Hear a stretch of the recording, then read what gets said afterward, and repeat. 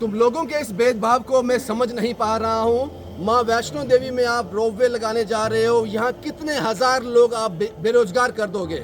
उनके ना चाहने पर भी आप वहाँ पर रोपवे लगा रहे हो, करोड़ों की इन्वेस्टमेंट कर रहे हो। लेकिन यहाँ पर नगरोटा से मात्र 2-2.5-3 किलोमीटर की दूरी पर ये देवस्थान है बाबा पैड़ देवता का। अलग अलग राज्यों से हजारों की संख्या में लोग यहाँ पे आते हैं। पिछली बार जब यहाँ पर फ्लड आए थे तब यहाँ का पुल बह गया था, उससे आप भली भांति परिचित हो।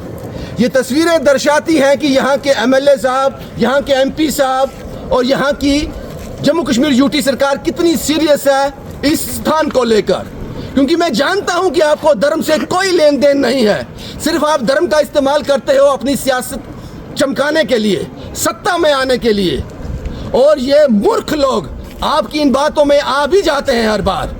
लेकिन वास्तविकता ये है कि 30,000 से ज़्यादा लोग जिस वक्त मैं रिपोर्ट कर रहा हूँ इस वक्त यहाँ पर बाबा पैड़ देवता में आए हैं। किस तरह से वो यहाँ पे आए हैं, किन परिस्थितियों में आए हैं। कश्तियों में बैठकर उन्होंने तवी नदी पार की है और उसके बाद यहाँ पे किस तरह से ये प्रसाद तैयार करते हैं और क्या कंडीशन है यहाँ पर। ਅੱਜ ਅਸੀਂ ਇਸ ਦੇਵ ਸਥਾਨ ਉੱਪਰ ਆਏ ਦੇ ਆ। ਇੱਥੋਂ ਦੀ ਜਿਹੜੀ ਹਾਲਾਤ ਦੇਖੀਏ ਅਸ ਬੜੇ ਜ਼ਿਆਦਾ ਪਰੇਸ਼ਾਨ ਹੋਈਏ ਆ।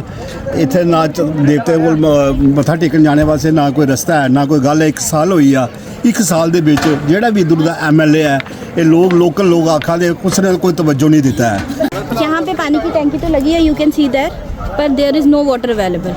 हमारे को पानी पीने के लिए तवी से डायरेक्टली लेना पड़ रहा है या फिर किनले की बॉटल्स खरीदनी पड़ रही हैं। आप खुद देखिए, पीएचई से मैं खुद अपील करना चाहती हूँ, प्लीज़ कम से कम वाटर की तो कोई एटलीस्ट सर्विसेज देते। हमारे एमपी साहब जुगल किशोर जी जब पुल रोड़ा था वो आए थे उधर तवी के पार।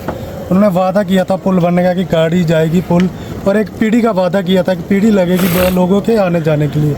अभी तक ना कोई पीढ़ी लगी है ना कोई आए। हमारे जैसे एमएलए साहब हैं वो भी नहीं आए कभी देखने के लिए, लोगों को पूछा तक नहीं कि यहाँ पे क्या दिक्कत है क्या नहीं। लोगों को रास्ते की प्रॉब्लम है यहाँ पे, उसके लिए भी नहीं आए यहाँ पे। और एडा बड़ा देवस्थान है, पंजाब तक के लोग इतने आते हैं और मूनन करने ही लोग आते हैं। छोटे छोटे बच्चे भी आते, बुजुर्ग भी आते। पूरा रस्ते च कोई फैसिलिटी नहीं है, कोई कुछ नहीं है। आप सावन के अंधे तो नहीं हो, आपको हरा ही हरा दिखाई देता है। ये आपकी आंख खोलने के लिए रिपोर्ट है, जाग जाओ। मुझे पता है कि चुनाव आने से पहले आप यहाँ पे आओगे और इन लोगों को फिर सब्ज बाग दिखाओगे। शायद एक बार फिर ये लोग मूर्ख बन जाएं, क्योंकि इनके पास कोई ऑप्शन है नहीं। इसलिए अगर आप में थोड़ी बहुत शर्म बाकी है तो इस देव स्थान को एक उचित स्थान बनाने की कोशिश करो, ताकि राज्य भर से जो लोग यहाँ से आते हैं, बाहरी राज्यों से आते हैं, वो आकर पूछे यहाँ का एमएलए कौन है, एमपी कौन है। नहीं तो वो आपको गाली देकर यहाँ से जाते हैं। इसलिए मैं समझता हूँ कि इससे ज़्यादा हार्श वर्ड मैं आपके लिए इस्तेमाल नहीं कर सकता, क्योंकि आज मैं यहाँ पहुँचा हूँ, इन लोगों की तकलीफ जानी है, तो ये रिपोर्ट मैं आपके सामने पेश कर रहा हूँ। वो सियासत मुझे आपकी याद है जब पुल बहा था, कोई कह रहा था पीढ़ी आ रही है, कोई कह रहा था कि मोटर बोट्स आ रही हैं। उसका सिर्फ और सिर्फ इंतज़ार हो रहा है। उम्मीद करता हूँ ये रिपोर्ट आपको आपके सोए हुए चेतना को जगा देगी, आपके अंदर के हिंदू को जगा देगी। शुभम कुमार के साथ Ravindra Singh, the state sentinel के लिए।